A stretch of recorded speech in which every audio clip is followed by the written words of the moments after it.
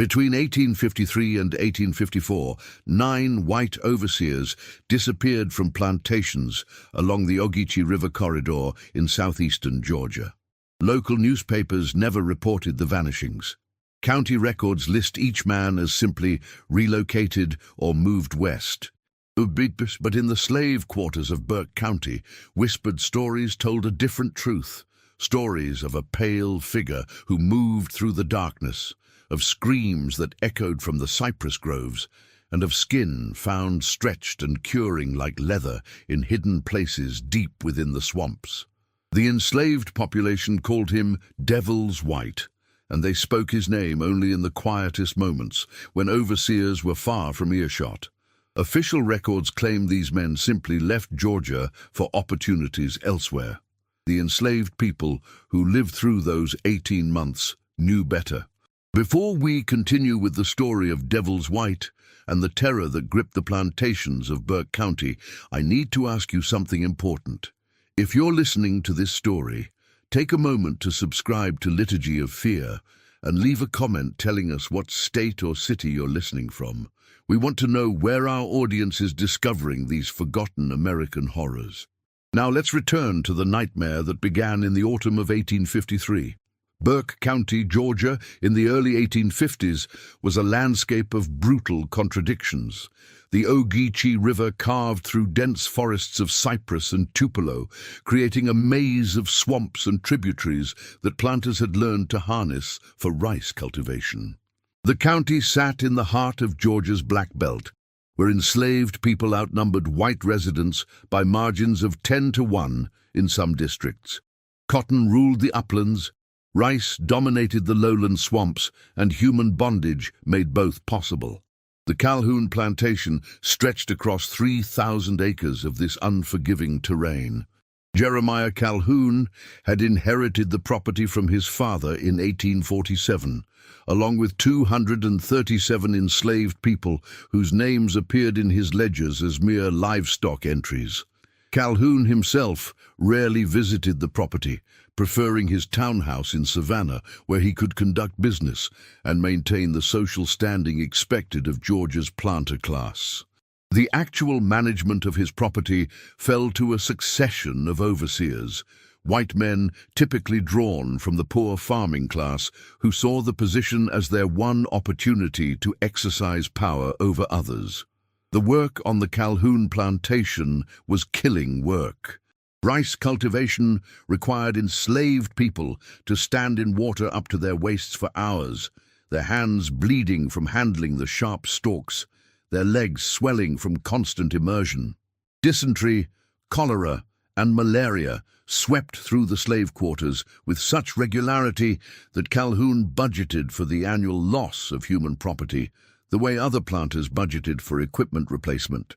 The overseers who managed this nightmare were expected to extract maximum productivity regardless of human cost, and they were given absolute authority to achieve that goal through any means they deemed necessary. In October of 1853, an enslaved man arrived at the Calhoun plantation under unusual circumstances. The county records list him only as property transfer, male 28, albino, field hand, origin, Chatham County. He had no recorded name in any official document. The enslaved community would come to call him Silas, though whether this was a name he chose or one given to him remains unknown.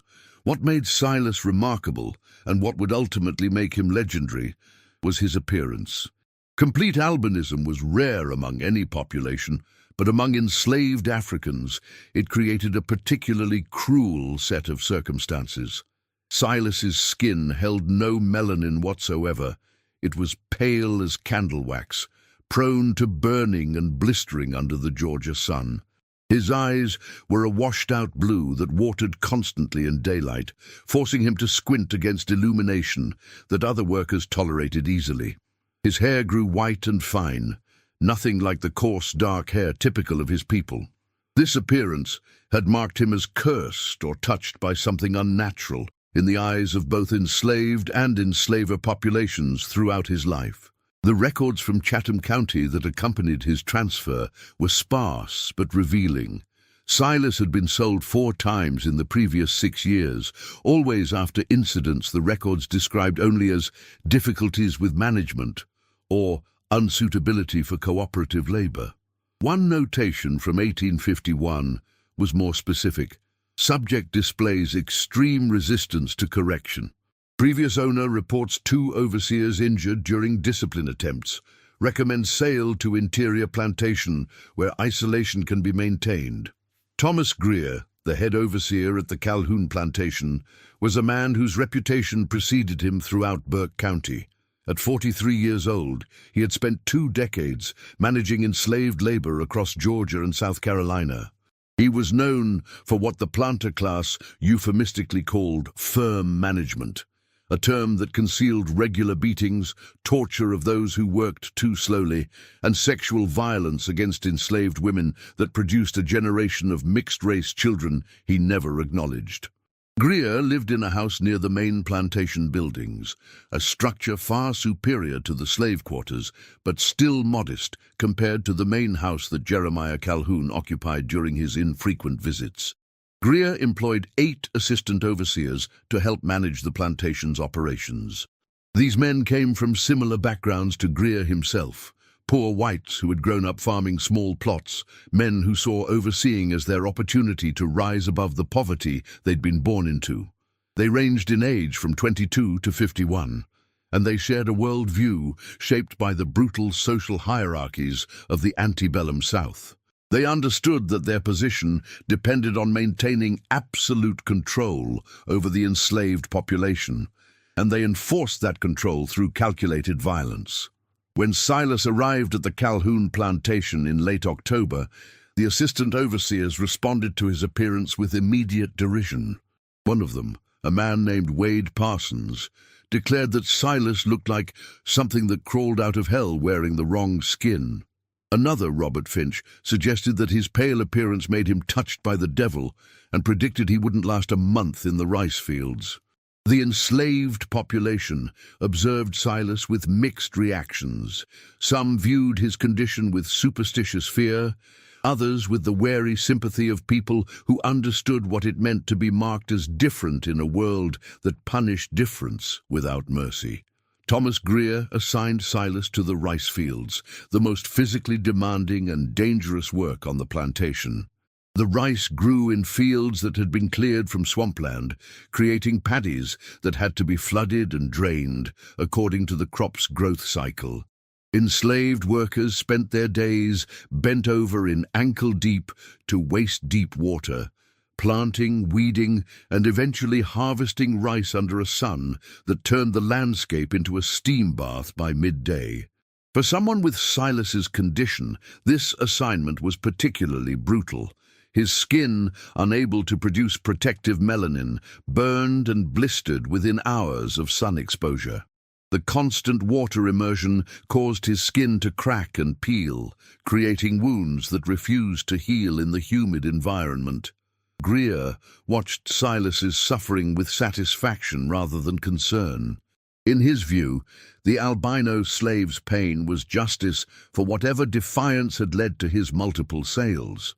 When Silas worked more slowly than other enslaved people, struggling with vision problems and physical pain, Greer responded with the whip.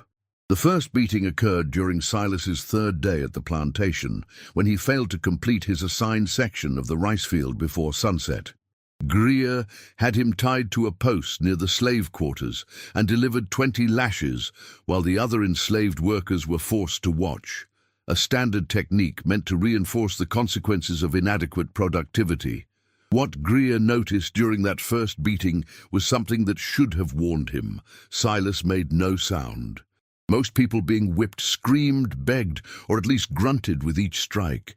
Silas remained silent, his pale eyes fixed on some distant point beyond Greer's shoulder. When it was finished and he was cut down, Silas walked back to his quarters without limping or showing any sign of pain, though his back was striped with bleeding welts.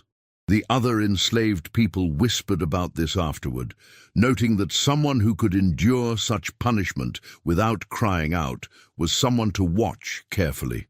The routine of plantation life continued through November and into December of 1853. The weather turned colder, which brought some relief to Silas's sun-damaged skin, but introduced new miseries in the form of freezing water in the rice paddies. The workday began before dawn and continued until after sunset, with only brief breaks for meals of cornmeal and whatever vegetables the enslaved people could grow in their small garden plots. The overseers maintained control through constant surveillance and random violence, ensuring that fear remained the dominant emotional reality for the enslaved population. During these weeks, several enslaved people noticed that Silas disappeared sometimes during the brief hours between the end of work and the required return to quarters. No one knew where he went, though some reported seeing his pale figure moving toward the cypress groves that bordered the plantation's rice fields. These groves were dangerous territory, dense, swampy areas filled with cottonmouth snakes and alligators, places where even experienced woodsmen could become disoriented and lost. The fact that Silas ventured into these areas alone and always returned suggested either recklessness or an intimate knowledge of swamp navigation that seemed impossible for someone who had only recently arrived at the plantation. Christmas week brought a brief respite from labor, a tradition that most planters observed to maintain the illusion of paternalistic benevolence. The enslaved people received slightly better rations, a few hours of permitted celebration, and a temporary reduction in supervision.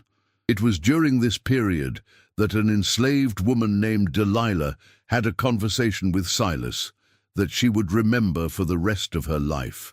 Delilah was 52 years old, a cook who worked in the plantation's main kitchen and had survived 3 decades of bondage through careful observation and strategic silence. She found Silas sitting alone near the quarters, his pale skin stark against the darkness. "They say you've been sold 4 times before coming here," Delilah said, settling herself on the ground near him. "They say you got troubles with overseers wherever you go." Silas didn't respond immediately. When he finally spoke, his voice was quiet and measured. "Troubles find me. I don't go looking for them." "That man Greer," Delilah continued, "he's the worst kind. He'll kill you slow if you give him reason. I seen him do it before. There was a man 3 years back, field hand named Joseph, who talked back once. Greer had him beaten so bad he died 2 days later. Didn't matter to Mr. Calhoun. He just bought another slave to replace him." "I know what Greer is," Silas said. His pale eyes caught the moonlight, giving them an eerie reflective quality. "I know what all of them are. And then you best keep your head down," Delilah advised. "Whatever you thinking about doing, whatever anger you carrying, you got to bury it deep. Anger gets us killed." Silas turned to look at her fully for the first time. Maybe anger is the only thing that keeps us alive. The conversation ended there, but Delilah would later testify that she felt a chill run through her body as he spoke those words, a sensation she couldn't explain but couldn't shake. The first disappearance occurred on January 7th, 1854. Wade Parsons, one of the assistant overseers, failed to appear for the morning assembly of enslaved workers. This was unusual because Parsons was known for his punctuality and his enthusiasm for the first beating of the day, which he considered essential for establishing the proper tone of fear and submission. When Parsons didn't appear by mid-morning, Thomas Greer sent another overseer, a man named Benjamin Strickland, to check Parsons's cabin. Strickland found the cabin empty. The bed was unmade, and Parsons' coat still hung on its peg near the door, suggesting he hadn't planned to go far. His rifle, which he normally carried everywhere, leaned against the wall. A half-eaten meal sat on the table, the food cold and untouched for hours. Nothing suggested violence or struggle. Parsons simply wasn't there. Greer organized a search party that included 3 other overseers and a group of enslaved men he considered trustworthy enough to assist without attempting escape. They combed the plantation grounds, the nearby woods, and the swamp edges. They found nothing. No tracks, no torn clothing, no signs of an accident. Wade Parsons had simply vanished as thoroughly as if he had never existed. The disappearance troubled Greer because it represented a loss of control. In the social order of the plantation, white overseers occupied a position of absolute authority. The idea that one could simply disappear suggested a breakdown in that order, a crack in the facade of invulnerability that maintained the entire system. Greer sent a message to Jeremiah Calhoun in Savannah, reporting Parsons's absence and speculating that the man might have gotten drunk and wandered off, possibly falling into the river or becoming lost in the swamps. The enslaved population responded to Parsons's disappearance with carefully concealed satisfaction. Parsons had been particularly cruel, known for whipping enslaved people for the smallest infractions and for targeting young women with sexual violence. His absence was a blessing, though no one dared speak this thought aloud. What they did whisper about, in the quiet hours after the overseers had retired, was the fact that Silas had been working in a rice field within sight of Parsons's last known location, and that several people had seen Parsons yelling at Silas the afternoon before his disappearance. 3 weeks passed. The rhythm of plantation life continued with one fewer overseer, a situation that increased the workload on the remaining white men, but didn't fundamentally alter the brutal reality of enslaved existence. Greer hired a replacement, a young man named Daniel Carmichael, who came from a farming family in Greene County and was eager to prove himself capable of managing enslaved labor. On February 3rd, Daniel Carmichael disappeared. The circumstances mirrored Parsons's vanishing so closely that Greer felt genuine alarm for the first time. Carmichael had been supervising work in the rice fields during the afternoon. When the enslaved workers were called back to quarters at sunset, Carmichael wasn't with them. A search of his cabin revealed the same details as Parsons's disappearance: a half-eaten meal, personal belongings undisturbed, no signs of violence or struggle. It was as if Carmichael had simply stopped existing mid-thought. This time, Greer expanded the search. He brought in men from neighboring plantations, experienced trackers who knew the swamps and forests. They found nothing. The slave patrols that regularly roamed the county roads were notified to watch for any suspicious activity. County authorities were quietly informed, though no official report was filed. Planters preferred to handle such matters privately, to avoid any appearance of vulnerability in their control over enslaved populations. The disappearances created a tension that hung over the Calhoun plantation like humidity before a storm. The remaining overseers began traveling in pairs, unwilling to be alone in areas where enslaved workers were present. They carried their weapons constantly and watched the enslaved population with increased suspicion. Random beatings increased as the overseers attempted to reassert control through intensified violence. The enslaved people endured this escalation with the grim resignation of people who understood that their survival depended on appearing compliant while revealing nothing. Silas continued his work in the rice fields with the same silent intensity he had displayed since arriving at the plantation. His skin bore the scars of constant sun damage and frequent beatings, creating a pattern of pale scar tissue over pink burns that gave him an even more unsettling appearance. The other enslaved workers began to avoid him, not out of dislike but out of fear that association with him might draw the overseer's suspicion. There was something about Silas that made people uncomfortable, a stillness in his manner, a complete absence of the fear that governed everyone else's behavior. On March 19th, 2 overseers disappeared on the same night. Robert Finch and a man named George Talbot had been assigned to night watch duty, a rotation that Greer had implemented after Carmichael's disappearance. They were supposed to patrol the area around the slave quarters and the main plantation buildings, watching for any suspicious activity. When morning came, both men were gone. Their rifles were found leaning against a tree at the edge of the cypress grove, positioned carefully as if someone had placed them there deliberately. A search of the grove itself revealed nothing but dense vegetation and dark water. Thomas Greer's response to the third and fourth disappearances revealed the depth of his alarm. He sent an urgent message to Jeremiah Calhoun, demanding that the owner return to the plantation immediately, describing the situation as critical and requiring direct intervention. While waiting for Calhoun's arrival, Greer implemented a series of measures designed to prevent further disappearances and to uncover whoever or whatever was responsible. All enslaved people were confined to their quarters from sunset to sunrise, with armed guards posted at every entrance. Anyone leaving the quarters for any reason would be shot without warning. The overseers worked in groups of 3 or more, never alone, and maintained constant visual contact with each other.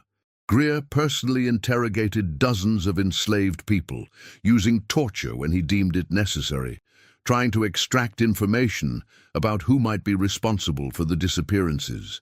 These interrogations revealed nothing useful. Either the enslaved population genuinely knew nothing, or their silence was impenetrable. The white community of Burke County began to take notice of the situation, though the full extent of the disappearances remained concealed. Planters discussed the matter quietly at social gatherings, speculating about runaway slaves turned violent or possible outside interference from abolitionists. The presence of active resistance to slavery was a nightmare scenario for Georgia's planter class in 1854. The memory of Nat Turner's rebellion in Virginia remained vivid even 23 years after it occurred, a reminder that the enslaved population could and would fight back if given opportunity and leadership.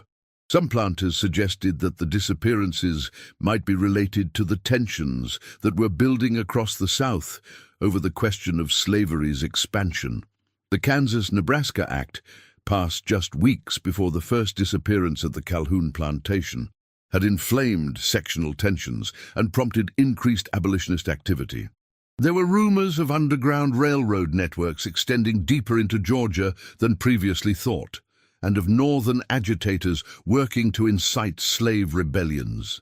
These theories failed to explain why the disappeared men left no trace, but they provided a framework for understanding the situation that didn't require planters to confront the more disturbing possibility that someone or something was hunting white overseers with complete impunity.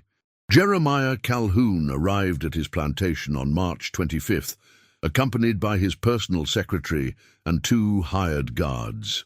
Calhoun was a thin man of 56, dressed in the fine clothing that marked his social standing, visibly uncomfortable in the rural setting of his own property. He had inherited wealth and enslaved people, but had never developed the stomach for the actual mechanics of plantation management.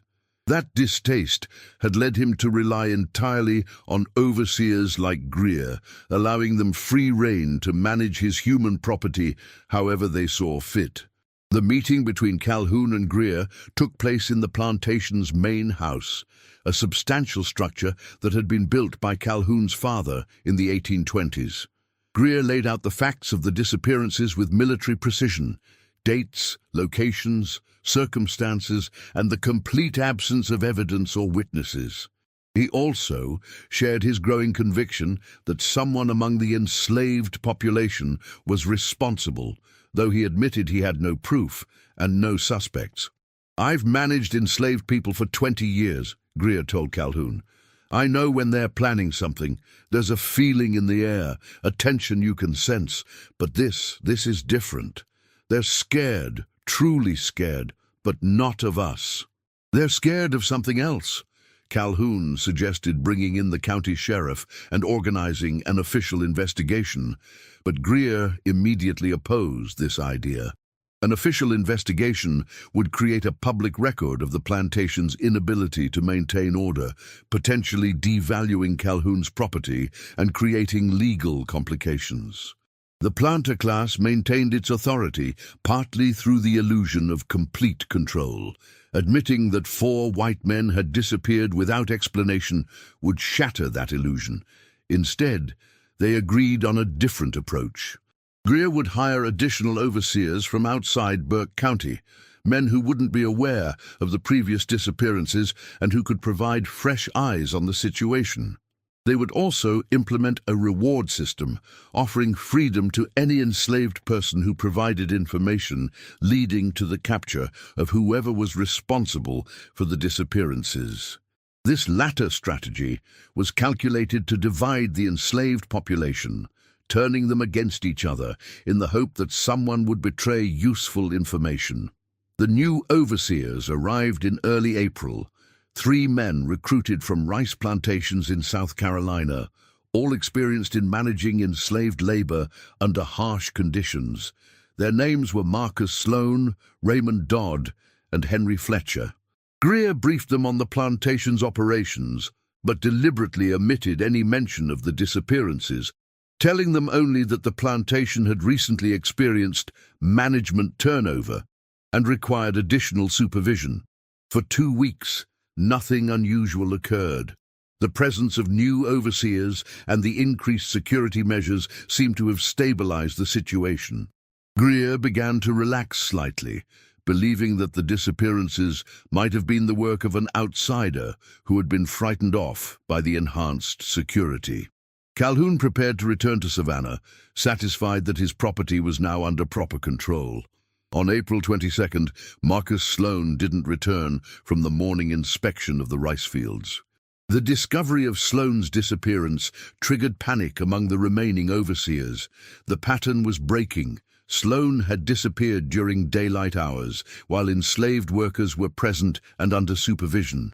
This suggested a boldness that made the previous disappearances seem almost cautious by comparison. Greer immediately ordered a lockdown of the entire plantation. All work stopped. Every enslaved person was confined to the quarters under armed guard. The remaining overseers, along with Calhoun's hired guards, conducted a systematic search of every structure and area on the plantation grounds. They found something this time. In the cypress grove, approximately half a mile from the rice fields where Sloan had been working, searchers discovered a clearing that showed signs of recent disturbance.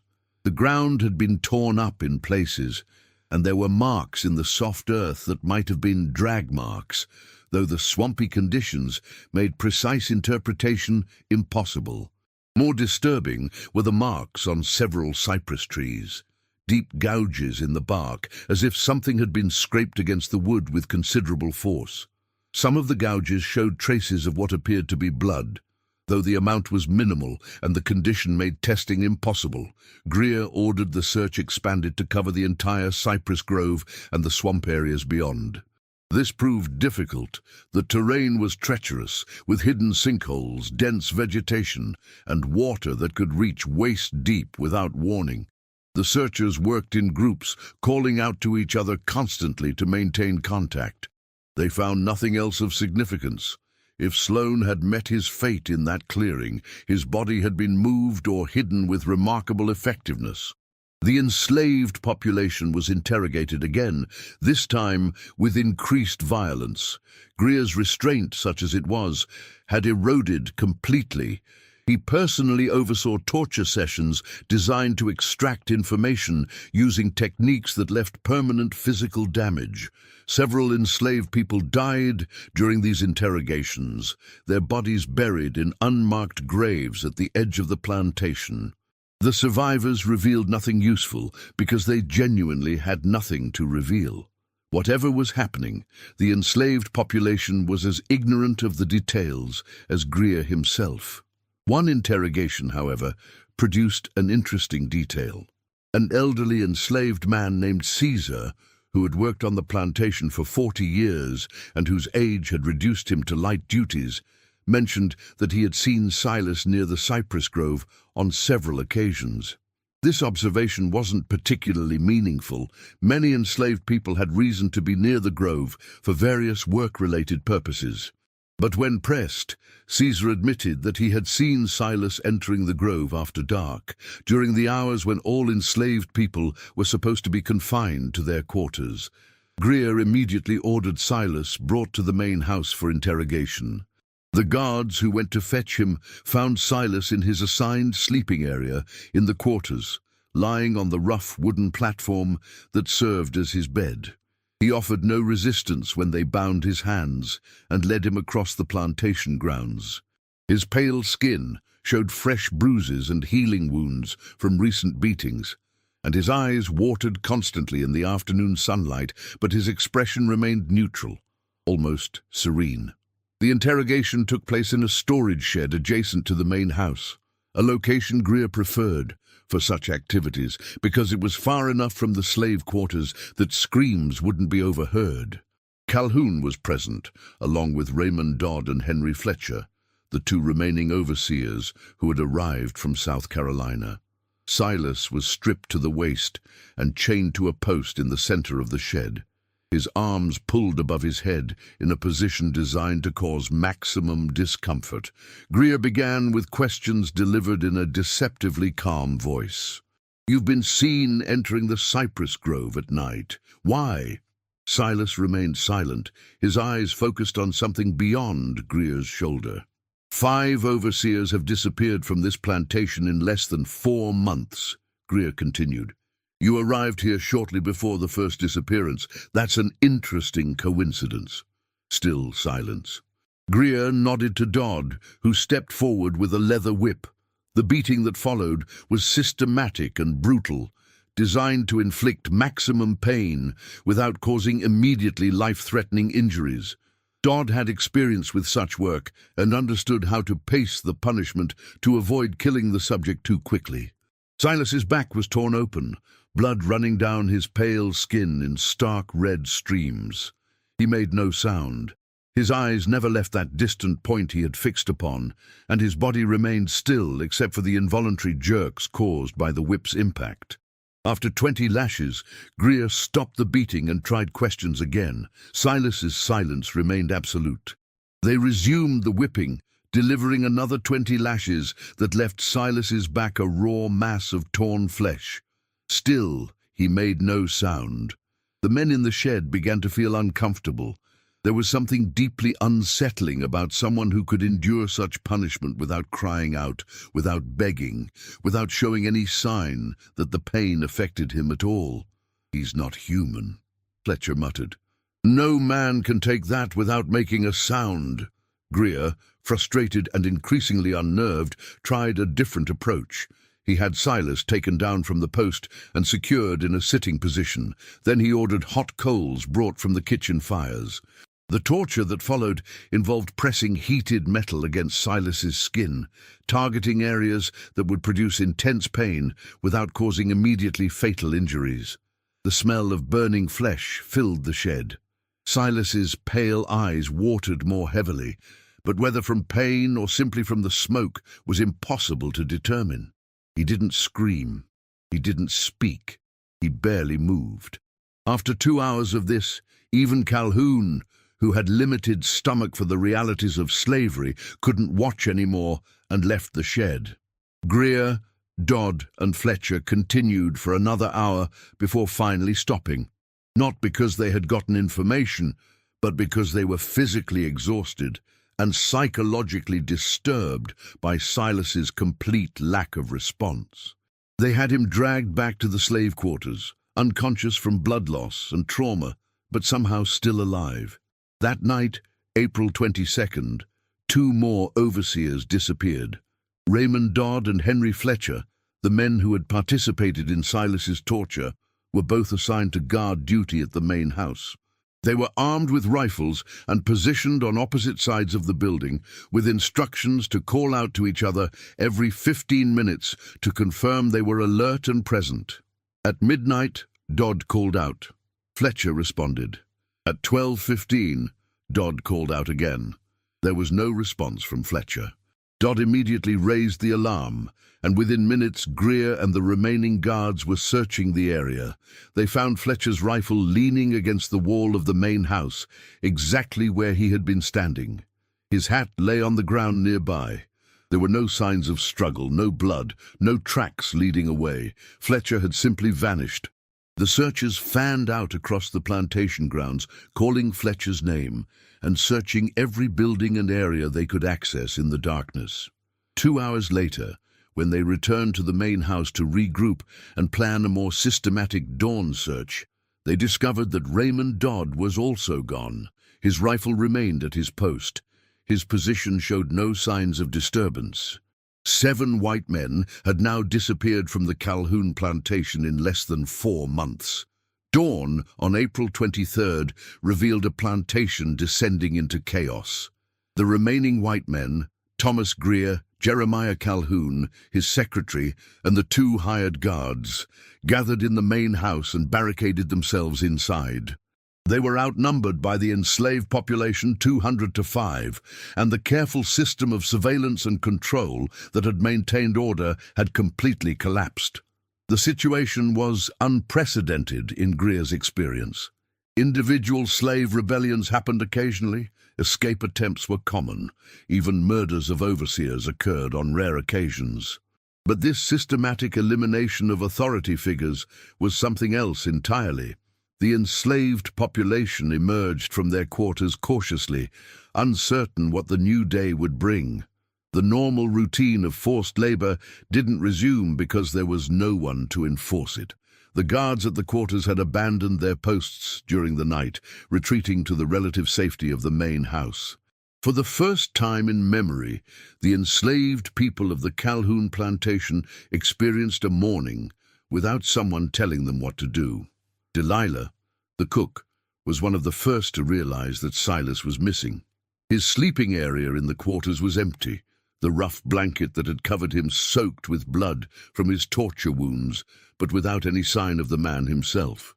Several people had checked on him during the night, concerned that he might die from his injuries. As recently as 4 hours before dawn, someone had seen him lying there, barely conscious, but breathing. Now, he was gone. The disappearance of Silas sparked intense debate among the enslaved population. Some argued that he had finally died from his injuries, and that someone had secretly removed the body to avoid questions. Others believed he had somehow recovered enough to walk away, perhaps fleeing into the swamps to escape further torture. A smaller group, mostly older people who had lived through decades of slavery and had developed a deep skepticism about coincidence, believed something else entirely. They believed that Silas had been the one responsible for the overseer's disappearances, and that his removal from the quarters meant the nightmare was entering its final phase. Inside the main house, Greer and Calhoun debated their options. Calhoun wanted to abandon the plantation immediately, returning to Savannah and sending federal troops to restore order. Greer argued that abandoning the property would result in the total loss of Calhoun's human chattel. The enslaved people would scatter into the swamps and forests, heading for free territory or simply disappearing into Georgia's backcountry where they might survive as fugitives for years. The enslaved population represented an investment of over $100,000, a fortune that Calhoun couldn't afford to lose. The compromise they reached was to send the secretary and 1 guard to Savannah with urgent messages for both federal authorities and neighboring planters, requesting immediate military intervention and assistance. The secretary left late in the morning, riding hard for Savannah with a letter from Calhoun describing the situation in carefully edited terms. He mentioned that several overseers had disappeared under mysterious circumstances, but omitted the more disturbing details that might suggest a complete loss of control.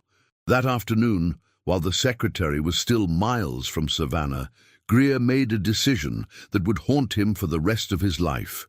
He decided to address the enslaved population directly, using a combination of threats and promises to try to restore some semblance of order. He had the remaining guard fire several rifle shots into the air to gather the enslaved people to the area in front of the main house. When they had assembled, a crowd of over 200 people, some curious, others fearful, all uncertain about what was happening, Greer emerged onto the front porch of the main house and spoke to them. "I know someone here knows what's been happening," Greer began, his voice carrying across the assembled crowd. 7 white men have disappeared from this plantation. That can't happen without someone knowing something. I'm offering freedom, legal, documented freedom, to anyone who provides information leading to whoever is responsible. You'll be given papers and transportation to wherever you want to go. No tricks, no lies, real freedom. The crowd remained silent. Greer continued, shifting from offer to threat. If no one comes forward, I'll burn these quarters to the ground with everyone in them. I'll see every last one of you dead before I let this plantation fall. You have until sundown to make your choice. The threat was likely empty. Greer couldn't kill 200 people without bringing down exactly the kind of official scrutiny that Calhoun was trying to avoid. But the enslaved population had no way of knowing that. They dispersed back to their quarters, gathering in small groups to discuss what to do. The general consensus was that no one knew anything useful. Silas had kept to himself, revealing nothing of his intentions, if indeed he had been responsible for anything. The disappearances had occurred without witnesses or evidence. There was nothing to tell, even if someone had wanted to claim the offered freedom. As afternoon faded toward evening, a young enslaved man named Caleb approached the main house. Caleb was 16 years old, quick-minded and desperate to escape slavery by any means available. He claimed to have information about the disappearances and requested permission to speak with Greer privately. The overseer, hopeful that his threat had worked, agreed. Caleb was brought into the main house and led to the room where Greer, Calhoun, and the remaining guard had established their command center. "I seen something," Caleb said, his eyes downcast in the submissive posture that enslaved people learned early. "I seen the pale one, Silas, going into the cypress grove at night, multiple times, and I seen him carrying things." "What kinds of things?" Greer demanded. "Couldn't tell for certain in the dark, sir, but they looked like bundles, heavy bundles that he carried over his shoulder. He was heading deep into the swamp, where the ground gets too wet for most folks to go." This information aligned with what Caesar had reported earlier about Silas entering the grove. Greer felt a surge of vindication. His instinct about Silas had been correct. The albino slave was somehow responsible for the disappearances, though the mechanism remained unclear. How could one man, subjected to constant surveillance and regular beatings, manage to abduct and kill 7 armed overseers without leaving evidence? "Can you lead us to where he went?" Greer asked Caleb. "Yes, sir," Caleb replied. "I can show you the path he took, but we'd need to go before full dark. Once night comes, that swamp ain't safe for nobody who don't know it proper." Greer considered this carefully. The sun was already low on the horizon, giving them perhaps an hour of usable daylight. Going into the cypress grove with limited visibility was dangerous, but waiting until morning meant another night of vulnerability. He made his decision quickly. "We go now, all of us." He turned to Calhoun. "You'll stay here with the doors barred. If we're not back by dawn, ride for Savannah yourself." Greer, the remaining guard, a man named Patterson, and Caleb prepared for the expedition. They armed themselves with rifles, knives, and a length of rope. Greer also brought a torch, though he hoped they wouldn't need it before returning. As they left the main house, dozens of enslaved people watched from the quarters, their faces unreadable in the fading light. Caleb led them toward the cypress grove, moving with the confident stride of someone who knew the terrain. The path he followed was barely visible, a slight depression in the ground that wound between massive cypress trees draped with Spanish moss. The air grew thick with moisture and the smell of decaying vegetation. Water began appearing in pools. Then, as a continuous shallow layer covering the ground, they were entering the deep swamp. "How much farther?" Greer asked after they'd walked for nearly 20 minutes. "Not far now, sir. There's a clearing up ahead, maybe 200 yards more." The light was failing rapidly. Greer decided they would investigate the clearing and then return immediately, rather than risk being caught in the swamp after dark. They pressed forward, their boots squelching in the muddy water. Strange sounds echoed through the grove. Bird calls, the splash of something moving through water, the creak of tree branches swaying in wind they couldn't feel down at ground level. The clearing, when they reached it, was larger than Greer expected. It was a roughly circular area, perhaps 50 feet across, where the cypress trees gave way to open space. The ground was slightly elevated here, creating a dry island in the surrounding wetland, and in the center of this clearing stood a structure that made all three men stop in their tracks. It was a framework built from cypress branches, lashed together with what appeared to be strips of leather. The structure stood about 8 feet tall and formed a rough, rectangular shape. Hanging from this framework were 9 objects that Greer's mind initially refused to identify. They swayed slightly in the breeze, and as he forced himself to look more carefully, understanding came with a wave of nausea. They were skins, human skins, stretched and cured like leather hides, still showing the recognizable features of faces, the texture of body hair, the shape of hands and feet. 9 complete human skins, carefully preserved and displayed like trophies. Greer recognized Wade Parsons by a distinctive scar on his left arm. Robert Finch's tattoo, an anchor he'd gotten during a brief stint in the Merchant Marine, was clearly visible on one of the suspended skins. The others were harder to identify individually, but the count matched perfectly. 9 overseers, all of them here. Patterson vomited immediately, the sound loud in the grove's unnatural silence. Caleb stood frozen, his eyes wide with horror. Greer felt his hand shaking as he raised his rifle, scanning the